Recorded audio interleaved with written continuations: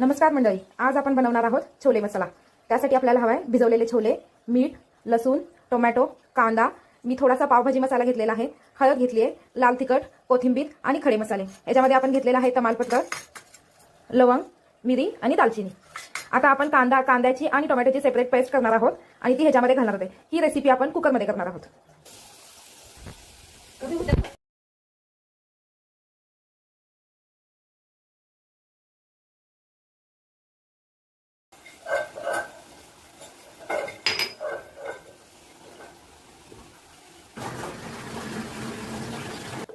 आपण आता ही रेसिपी कुकरमध्ये करतोय। आता कुकरमध्ये आपण 2 मोठे चमचे तेल घालून घेऊ आणि त्याच्यामध्ये 1 छोटा चमचा आपण तूप घालू। छोले हे पचायला जड असतात, त्यामुळे तुपामुळे डायजेशन चांगलं होतं। तुम्ही पण ही ट्रिक यूज करून बघा। आता आपण खडे मसाले घालू। जिरे घालते मी, लवंग, दालचिनी, तमालपत्र घालते। त्यानंतर आपण जी कांद्याची पेस्ट केली होती ती टाकते। कांद्याची पेस्ट थोडा वेळ चांगली परतली की आपण आता हे टोमॅटो, कोथिंबीर, लसूण, आलं ह्याचं मिश्रण घालतोय। हे चांगलं परतून घेऊ। चांगलं तेल सुटेपर्यंत आपल्याला हे परतायचं। आपलं मिश्रण चांगलं परतून झालंय। याच्यामध्ये थोडीशी हळद टाकू, आता लाल तिखट, आणि आपण इथं पावभाजी मसाला यूज करतोय तो आपण टाकू। 2 मिनिटं चांगले मसाले परतून घेऊ।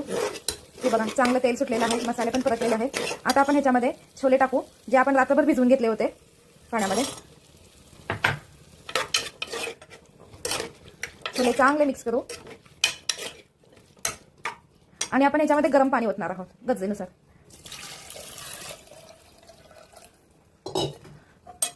इथं आपण गरम पाणी ओतलेलं आहे आणि आपण चवीनुसार मीठ टाकू आणि कुकरचं झाकण लावून 3 ते 4 शिट्ट्या करून घेऊ।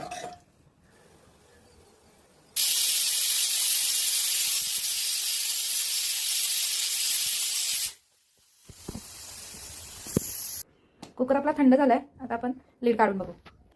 आपली आता ही छोल्याची भाजी तयार आहे। आपण आता चेक करू की छोले शिजलेले आहेत का नाही। हे बघा, छोले चांगले शिजलेले आहेत। टिफिनसाठी आपला छोले मसाला रेडी आहे।